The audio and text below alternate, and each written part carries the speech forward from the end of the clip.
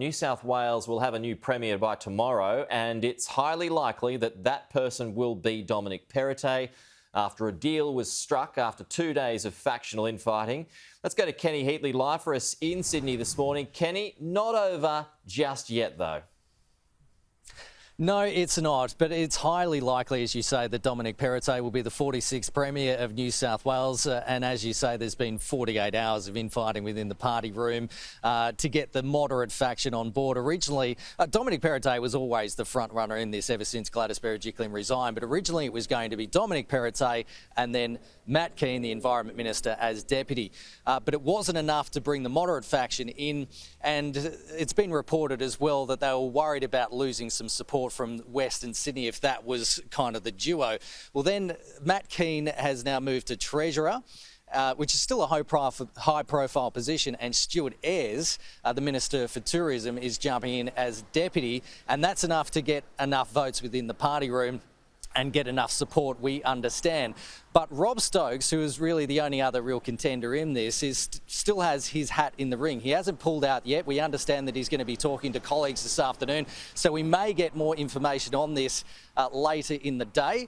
But he hasn't officially pulled out, so we might still get to that vote tomorrow. But here's a bit more of what Dominic Perrottet had to say yesterday. We believe that this is a team that will provide stability, unity and experience to continue the great work of Premier Gladys Berejiklian and our entire team to ensure that New South Wales comes out the other side much stronger. And Kenny, all of this... Now, Dominic Perrottet...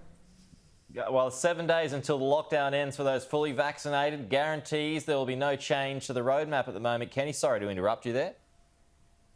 No, I think I cut you off there, Pete. Yes, that's right. Well, it's been... You know, Dominic Perrottet is a Catholic Conservative. He's very strong within the business community.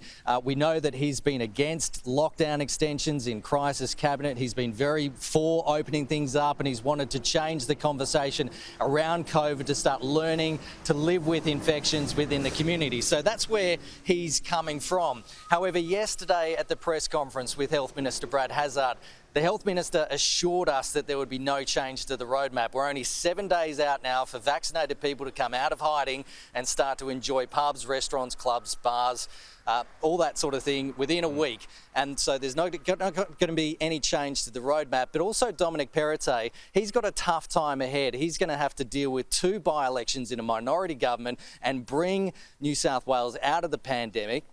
But also, things are looking good on the numbers side for him. So it's not like things are escalating in terms of the COVID numbers. A big drop in cases now, down into the 600s from the 800s the day before. The trend is even going down in the hospital admissions and the ICU rates, which is against the government modelling that they produced that say hospitals would see an increase in those admitted in ICU as well, and hospitals would become overwhelmed at the end of this month. So things are looking up in New South Wales, Pete. So it looks like things may continue on track, but of course we'll have to wait and see next week. Yeah, and one of those by-elections that Kenny referred to there was the withdrawal of Andrew Constance, who's going to leave state politics for federal politics, and he'll be joining us in the program in around about half an hour's time from now. Appreciate that, Kenny. We'll talk to you again next hour.